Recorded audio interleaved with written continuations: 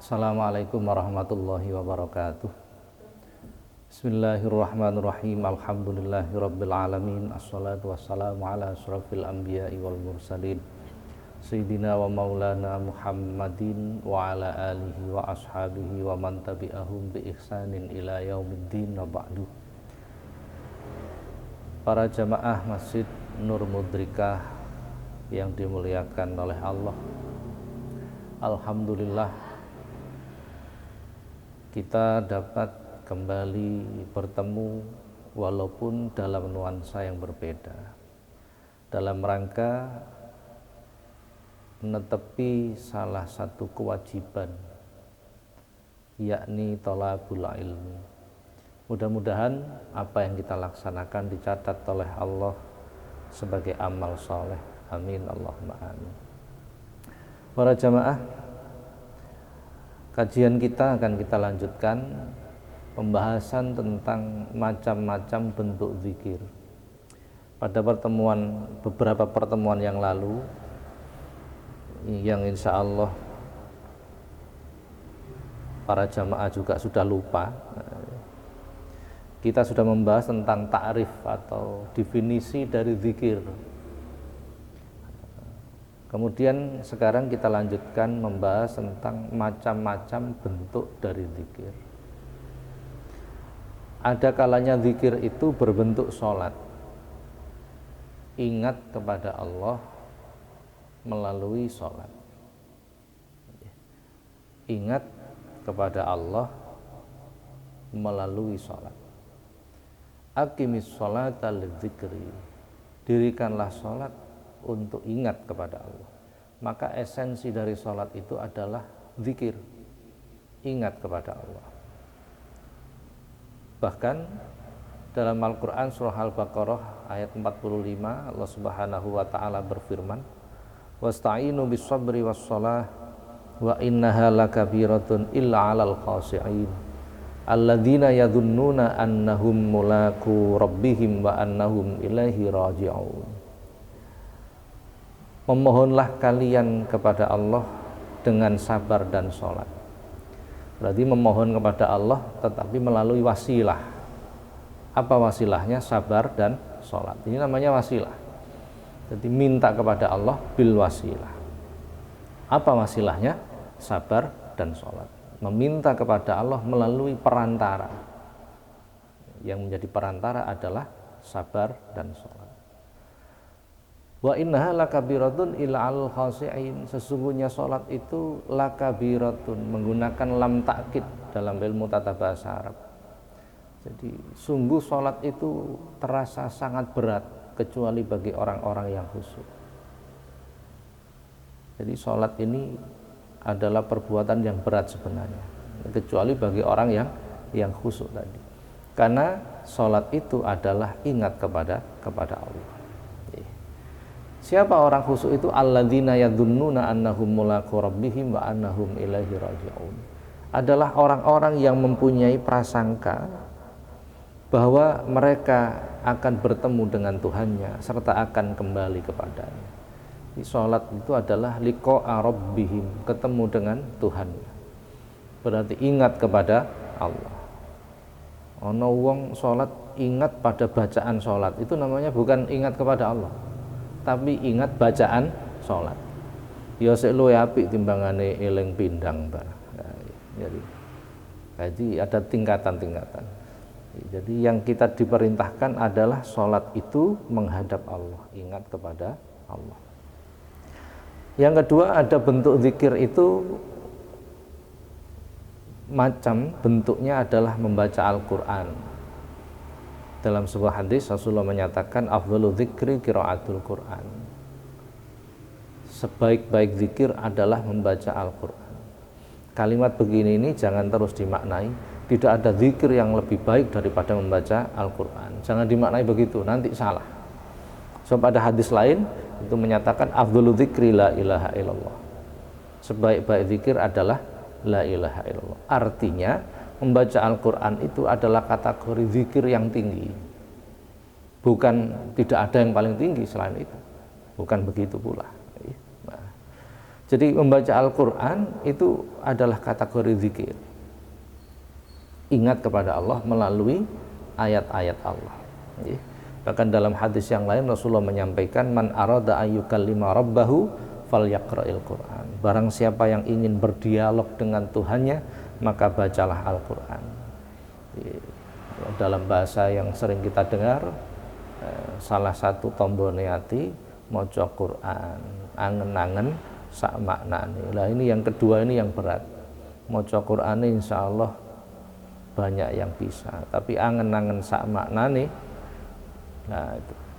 Maka terkadang membaca Al-Quran itu labet, apa labet itu, nah, efek dampaknya atau bekasnya itu kurang merasuk ke dalam jiwa kita. Yang ketiga, ada orang zikir itu bentuknya, macamnya itu dengan membaca kalimah thayyibah, membaca tasbih, membaca istighfar, membaca takbir, membaca tahlil, membaca bacaan hauqalah dan lain sebagainya.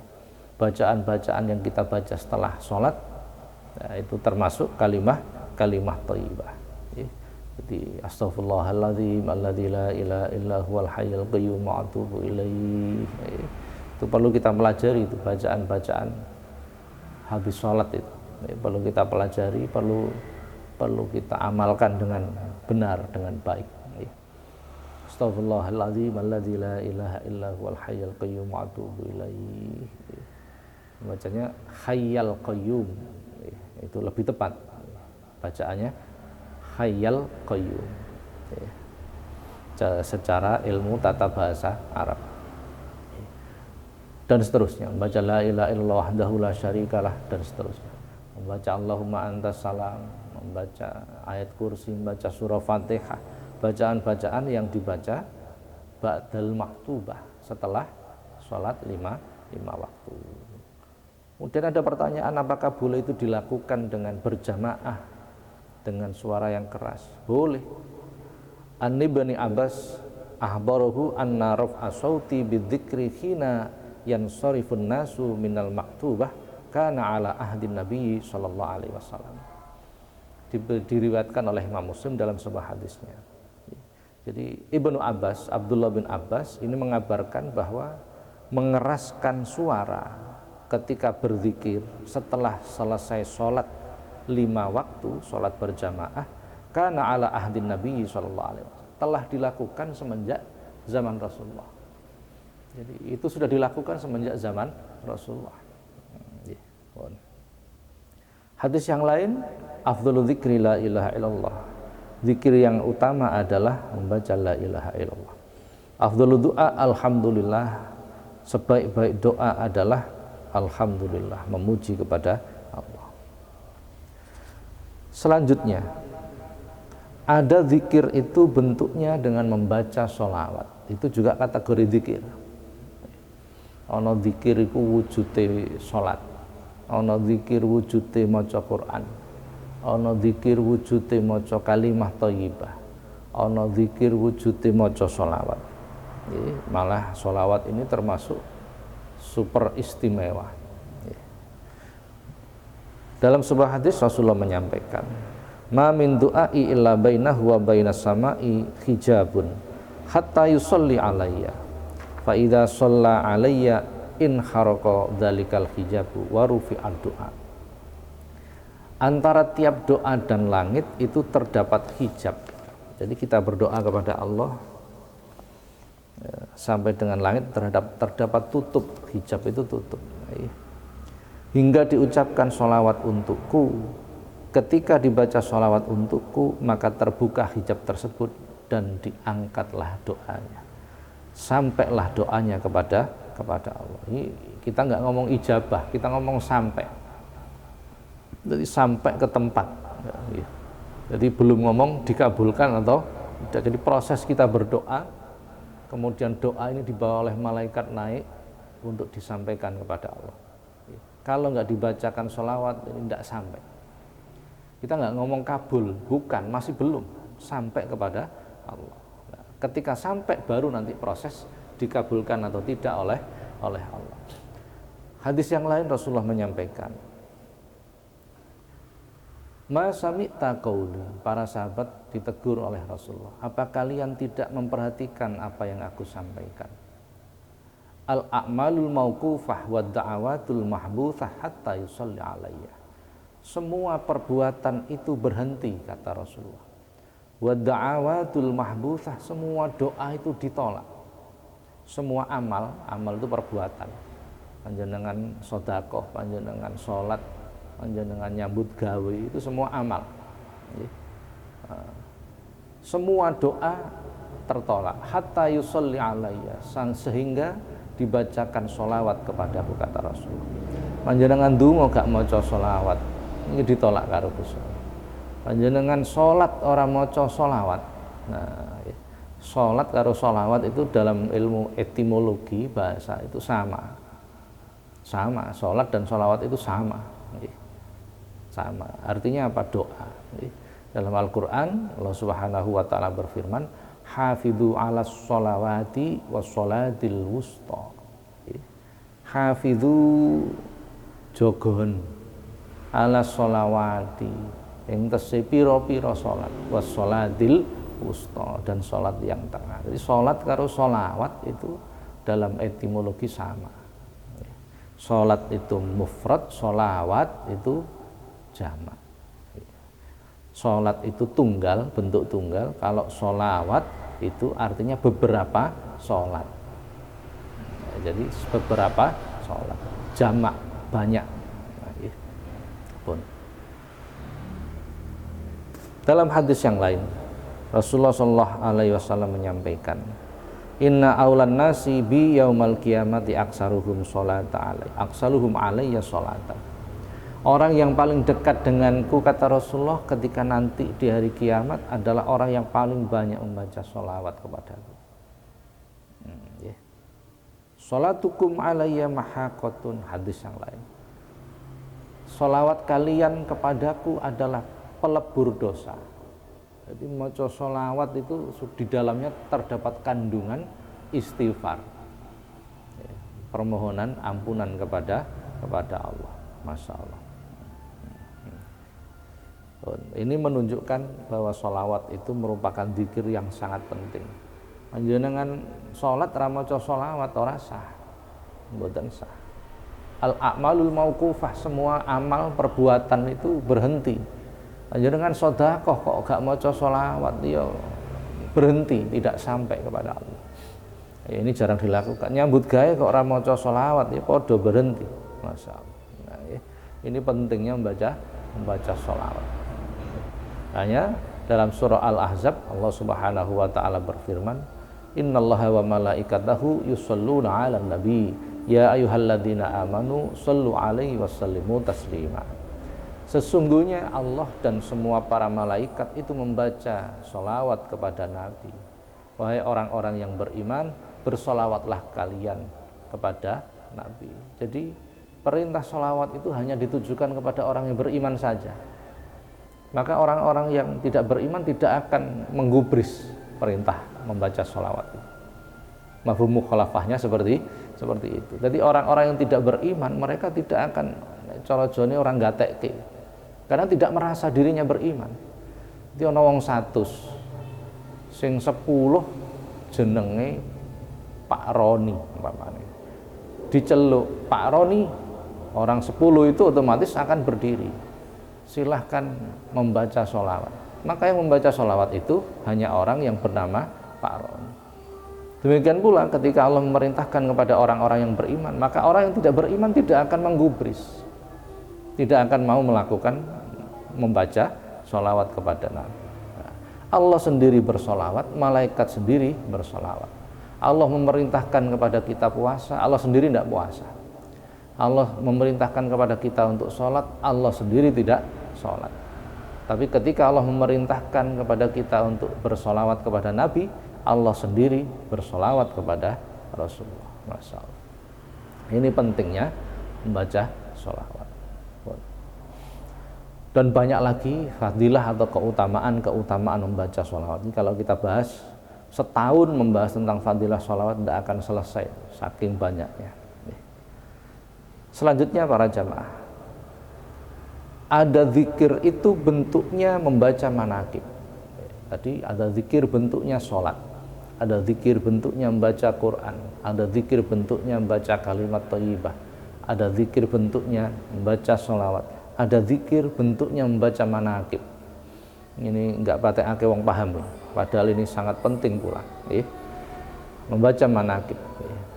Apa maksudnya? Mengingat Allah melalui mencintai para ulama, orang-orang soleh, para wali Allah. Manaqib itu artinya cerita. Cerita. Al-Quran itu lebih dari 60% isinya manaqib. Cerita. Cerita Nabi Nuh, cerita Nabi Yusuf, cerita Nabi Ibrahim, cerita Nabi Musa, semua manaqib. Manaqib orang-orang yang soleh. Jadi itu diceritakan di dalam Al-Quran. Cerita Luqmanul Hakim dan lain sebagainya diceritakan dalam Al-Quran. Itu juga kategori zikir kepada Allah, ingat kepada Allah melalui mencintai para ulama, melalui mencintai para waliullah. Ini banyak orang yang tidak terlalu memahami. Dalam sebuah hadis, ja'a rajulun ilan Nabi sallallahu alaihi wasallam faqala, suatu ketika ono siji wong lanang niki sowan dateng Kanjeng Nabi, kemudian matur, ya Rasulullah, kaifa taqulu fi rajulin ahabba qauman wa lam yalhaq bihim. Ya Rasulullah, bagaimana pendapatmu bila ada seseorang yang mencintai satu kaum tetapi dia tidak bisa menyamai perbuatan kaum itu. Dia mencintai kaum-kaum yang soleh tapi amalnya, perbuatannya tidak bisa menyamai. Wong soleh kulino poso, dhek gak kuat nek poso. Wong soleh kulino qiyamul lail, dhek nek rutin qiyamul lail ora kuat. Wong soleh kulino sedekah, mampu tahammul. Dhek nek sedekah ya kadang kala amalnya tidak bisa menyamai. Bagaimana bila ada orang yang mencintai satu kaum yang soleh tapi dia tidak bisa menyamai amal dari kaum itu? Faqala sallallahu alaihi wasallam, maka kemudian Rasulullah menyampaikan, almar'u ma'aman ahabba, seseorang itu akan dikumpulkan bersama yang dicintainya. Jadi modal seneng tok niku wis iso kumpul karo wong-wong sing saleh. Lah, bagaimana mungkin seseorang itu suka membaca sejarah orang-orang soleh kalau mereka tidak cinta kepada orang yang soleh? Dalam Al-Quran surah At-Taubah, Allah Subhanahu wa taala berfirman, ya ayyuhalladzina amanu taqullaha wa kunu ma'as shadiqin. Ya ayyuhalladzina amanu, laki-laki yang dipanggil oleh Allah hanyalah mereka yang beriman. Maka wong sak jagat itu sing memperhatikan hanya orang yang beriman saja. Sing ora rumangsa iman ya gak nganggep ditimbali Gusti Allah. He wong sing iman, ittaqullah, takwa marang Gusti Allah. Wa kunu lan ana sira kabeh ma'as-shadiqina sartane wong-wong kang bener, bayane para ulama. He wong-wong sing iman, takwalah kepada Allah dan hendaklah kalian senantiasa bersama dengan orang-orang yang benar. Siapa mereka? Para ulama. Berarti as-shadiqin itu adalah para ulama, mereka yang merupakan pewaris para nabi. Kula panjenengan diaturi selalu bersama dengan mereka. Ojo adu-adu karo para ulama. Jangan jauh-jauh dari mereka. Karena hati itu tidak akan hidup bila kita menjauh dari para ulama. Hadis yang lain, Rasulullah SAW menyampaikan, dzikrul anbiya'i minal ibadah wa dzikrus sholihina kafaratun. Mengingat-ingat, menyebut-nyebut para nabi adalah termasuk ibadah. Jadi mengingat, menyebut-nyebut para nabi, semua nabi itu kategori ibadah. Wa dzikrus sholihina kafaratun, menyebut orang-orang yang soleh, mengingat-ingat sejarah orang yang soleh, kafaratun, akan melebur dosa kita. Jadi nek guru ngiling-ngiling, nyebut-nyebut sejarah wong soleh, dosa kita ini menjadi hancur, hilang. Wong lunga haji niku tawaf, sa'i, tahallul, wukuf nang Arafah, jamarat. Itu kan ibadah-ibadah yang dilakukan ketika haji. Semua ibadah itu tawaf, sa'i, tahallul, ya, itu adalah tirok-tirok. Kenapa tirok-tirok? Meniru perbuatan orang yang soleh. Tawaf tirok-tirok para malaikat. Kemudian malaikat ditirokke Nabi Adam. Nabi Adam ditirokke penerusnya. Meniru perbuatan orang yang soleh. Sa'i juga begitu. Ibu Hajar melayu-melayu golek ke banyu digawe putrane. Melayune wong solihah ditirokke ibadah. Sebab sing melayu wong solihah. Nek sing melayu maling kan iki ditirokke ya legrek kabeh sing tirokke. Jadi berlari-lari untuk mencari air minum. Sing melayu niku wong solihah. Niku ditirokke. Malah sing gak gelem nirokke dihukumi hajine ora sah. Lho, ya napa? Sing gak gelem nirokke dihukumi hajine ora sah. Luar biasa. Jadi kok gak gelem niru perbuatane wong soleh. Niki kaya-kaya ora diterima karo Gusti Allah. Masya Allah. Jadi hendaknya kita selalu meniru perbuatan orang yang soleh. Mengingat sejarah orang yang soleh, kafaratun, menghapus dosa, melebur dosa.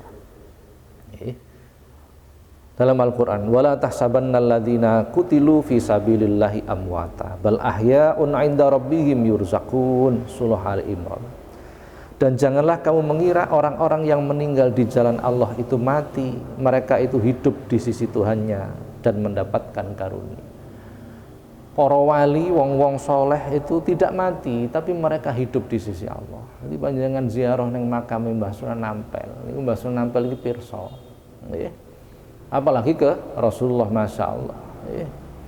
Orang-orang soleh itu mereka tidak mati, mereka hidup di sisi Tuhannya serta mendapatkan karunia. Maka hendaknya kita selalu mengingat sejarah mereka.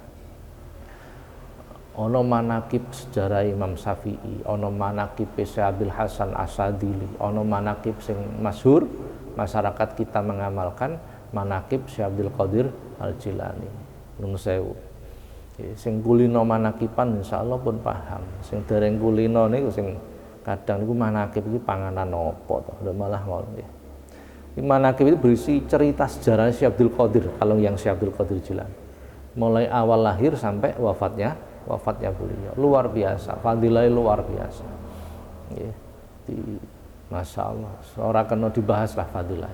Ora kena dibahas saking akeh fadilah.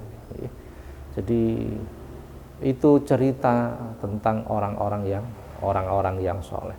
Jadi jangankan apa yang disuguhkan ketika membaca manakib. Sini maca manakib niku terus sono bancaan.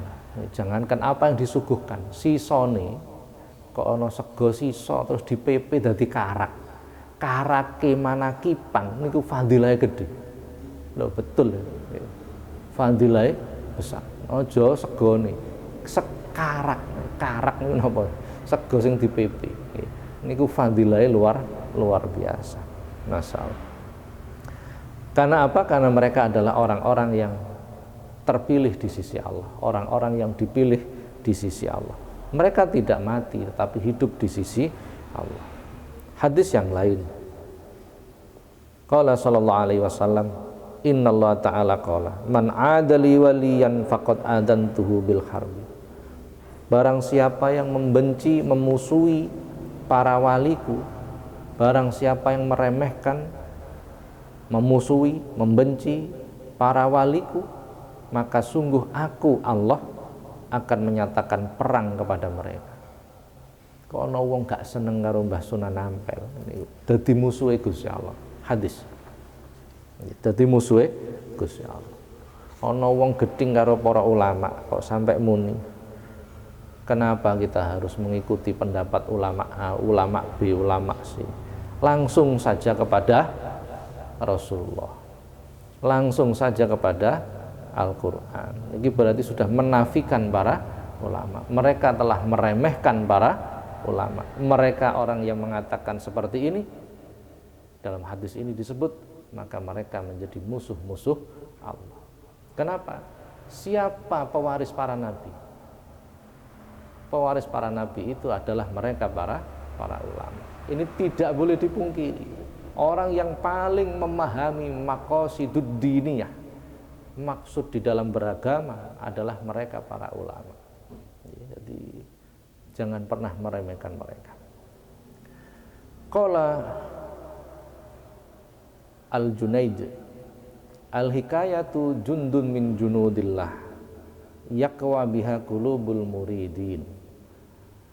Al-hikayat, cerita-cerita itu adalah jundun min junudillah, merupakan pasukan dari pasukan-pasukan Allah. Yaqwa bihal qulubul muridin, yang akan memperkuat hati para murid. Jadi cerita-cerita mereka para ulama, para ahli tasawuf, orang-orang soleh ini memperkuat hati para murid.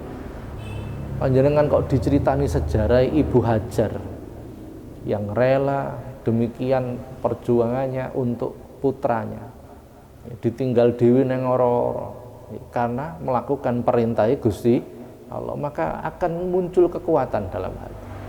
Begitu putrane Ismail mulai gede, Nabi Ibrahim sambang, diperintah karo Gusti Allah kongkon beleh.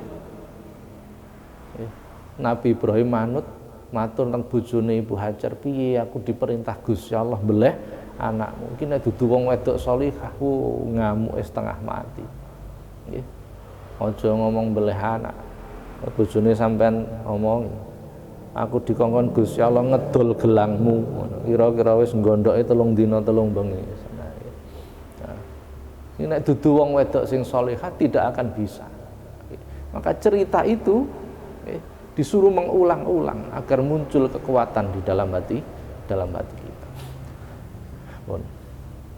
Yang keenam, ada zikir itu bentuknya dengan menghadiri majelis ilmunya para ulama, ingat kepada Allah dengan melakukan kewajiban yang paling utama, yakni menuntut ilmu, serta berusaha memahami ajaran Allah agar kita tidak salah ketika melakukan aktivitas. Itu zikir paling utama sudah itu. Jadi sholat bandingke karo tolabul ilmi niku dhuwur tolabul ilmi.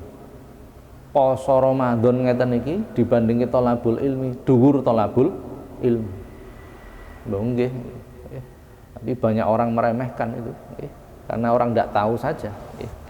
Ngeten. Dalam sebuah hadis Rasulullah SAW menyampaikan, tolabul ilmi faridatun ala kulli muslimin. Masyhur hadis ini. Wis ndi sudah krungu lah. Tolabul ilmi, luru ilmu agama iku faridatun. Ini ada sedikit yang berbeda. Salat itu hukumnya fardu, artinya wajib. Puasa Ramadan itu hukumnya fardu, artinya wajib. Tapi untuk tolabul ilmi tidak disebut fardu, tapi faridotun. Loh, bukan fardu tapi faridotun. Ini cara ilmu tata bahasa Arab, cara sorof, niku sighat mubalaghah. Salat itu fardu, wajib. Puasa Ramadan itu fardu, wajib. Tolabul ilmi itu faridotun, tidak boleh diartikan wajib itu. Kalau memaknai harus tolabul ilmi faridotun, nemen wajib, harus begitu, karena sighat mubalaghah, disangatkan. Jadi tolabul ilmi, memperdalam ilmu agama itu nemen wajib, tidak hanya wajib tapi nemen wajib.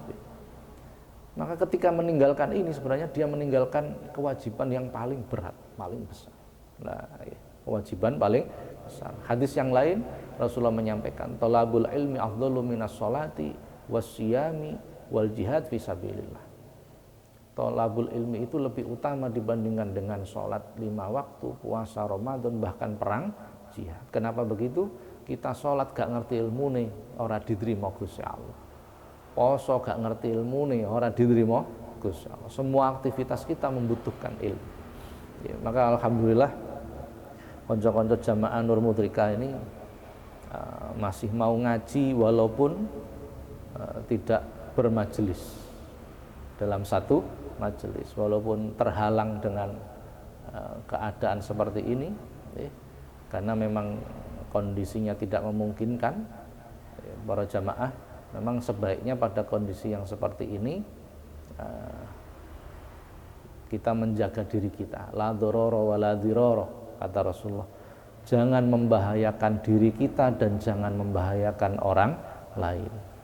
Jangan membahayakan diri kita dan jangan membahayakan orang lain. Tapi tidak serta-merta menghalangi kita untuk melakukan kewajiban dan kebaikan.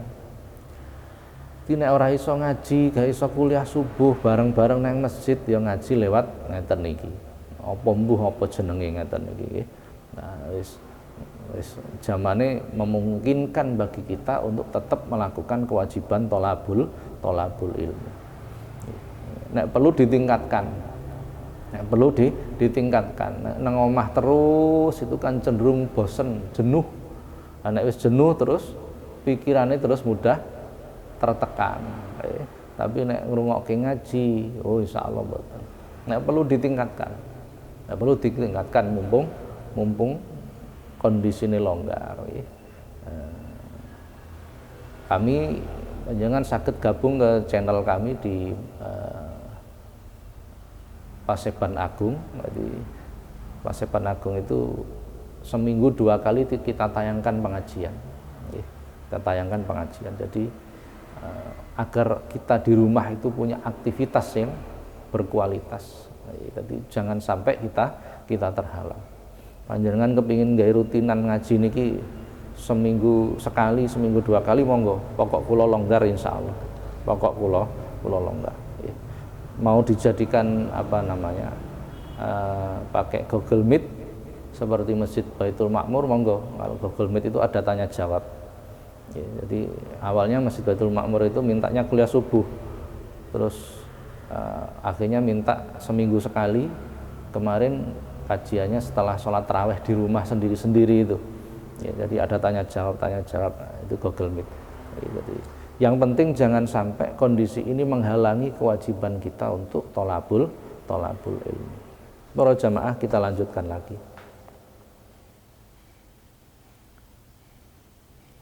Allah Subhanahu wa taala berfirman surah Mujadalah, yarfa'illahu alladziina aamanu minkum walladziina utul ilma darajat. Allah mengangkat orang-orang yang beriman dan mengangkat orang-orang yang berilmu beberapa derajat. Orang yang berilmu jelas lebih tinggi. Jelas lebih tinggi. Bahkan ada sebuah hadis begini. Rasulullah menyampaikan, inna minadz-dzunubi dzunuban la yukaffiruha salatun wala shaumun wala hajjun illal humumu fi talabil ilmi. Ada dosa itu yang tidak bisa dihancurkan, dilebur walaupun dengan sholat, walaupun dengan puasa Ramadan, walaupun dengan ibadah haji. Sing wajib wae ra iso menghapus dosa ini. Apa meneh sing sunnah, gur maca astaghfirullahaladzim, ya Allah ya Qadim ya Sami ya Basir, ndak bisa, karena itu sunnah. Sing wajib wae ora iso menghancurkan dosa ini, apalagi yang sunnah. Illal humumu fi talabil ilmi, kecuali mau kesulitan ketika mencari ilmu agama, gelem kangelan ketika thalabul ilmi. Ada kalimat kesulitan di situ, ya. Jadi walaupun kita masa sulit seperti ini, nang omah berdiam diri di rumah kok sik gelem thalabul ilmi, mendengarkan apa yang disampaikan oleh para kiai, para ustadz, para ulama. Thalabul ilmi itu begitu, ya. Jadi duduk maca karepe dhewe itu bukan thalabul ilmi. Maca karepe dhewe itu jenenge sinau. Bukan thalabul ilmi. Thalabul ilmi itu ada yang menyampaikan. Khusus ilmu agama begitu. Khusus ilmu agama begitu. Ini sudah kami sampaikan pada pertemuan beberapa tahun yang lalu tentang tata cara mencari ilmu agama.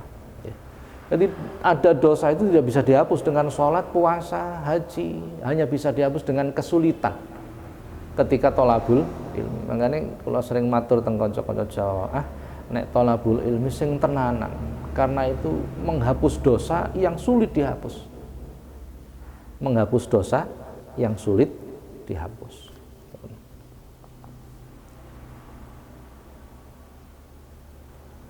Hadis yang lain Rasulullah menyampaikan, man tafaqqaha fi dinillahi azza wajal kafahullahu ma ahammahu wa razaqahu min haitsu la yahtasib. Barang siapa yang bersungguh-sungguh ketika memperdalam ilmu agama, tenanan, dengan kesulitan itu dia mau tenanan. Kafahullahu ma ahammahu, maka apa yang menjadi kesulitannya akan dicukupkan. Wa razaqahu min haitsu la yahtasib, dan akan diberi rezeki yang tidak pernah disangka dari arah mana datangnya. Jadi wong thalabul ilmi sakjane wis cukup. Panjenengan salat butuh khusyuk, wiridan butuh konsentrasi. Tapi thalabul ilmi ndak paling gampang. Pokoknya tenanan, tidak wajib paham, wajib bersungguh-sungguh. Maka Allah akan mengangkat kesulitan kita, akan memberi rezeki yang tidak disangka dari arah mana datangnya. Para jamaah, sampai sini dulu kajian kita. Insya Allah akan kita lanjutkan pada pertemuan yang akan datang. Mudah-mudahan membawa manfaat, dan mudah-mudahan kita tetap semangat untuk melakukan aktivitas-aktivitas keagamaan, aktivitas sosial, aktivitas kebaikan kita, sehingga menjadi sebab Allah memberikan kemudahan bagi kita, Allah mengangkat wabah yang sedang melanda negara kita. Amin Allahumma amin. Mudah-mudahan manfaat. Al-Fatihah. Assalamualaikum warahmatullahi wabarakatuh.